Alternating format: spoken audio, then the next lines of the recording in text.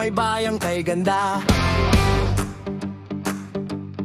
Ang tawag ay Mangaldan, sikat sa buong bansa.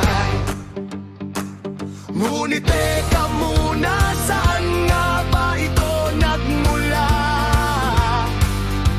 Maraming kwento, pati lola ko'y nalilito na. Sabi ng matatanda, dahil daw sa mangga, sa dami ng puno rito, lahat ay napanganga. Pero sabi naman ng iba, may Kastilang nawala. Tinanong ang daan, ng sagot naman nila dalandan. Kaya naging mangga dalandan, hanggang sa naging isa. O Mangaldan, bayan ng masarap na tapa.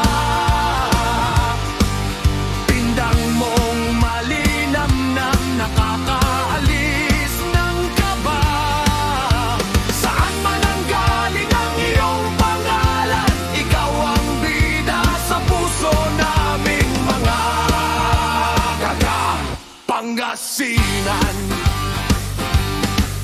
May bersyon din ng mga lolo na medyo seryoso,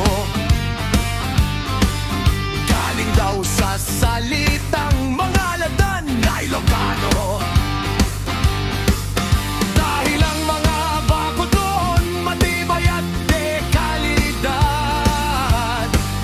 Para ang mga baka hindi basta-basta lalayas sa syudad. Pero sandali lang, ito ang bago nating teorya. Baka hindi sa bakot, sa dalandan o sa mangga. May isang tribong matapang, ang pundador ng lupa. Ang tribong manghudang, sila raw ang tunay na nagpunla.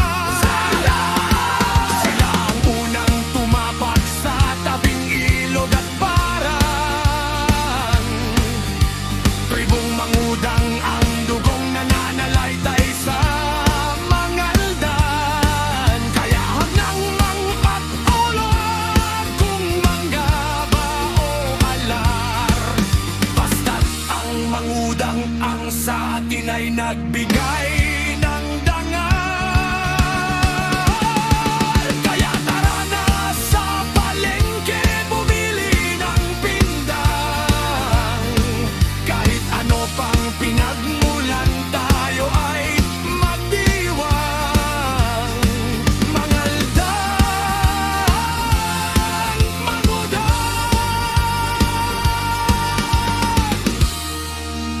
Mabuhay ang ating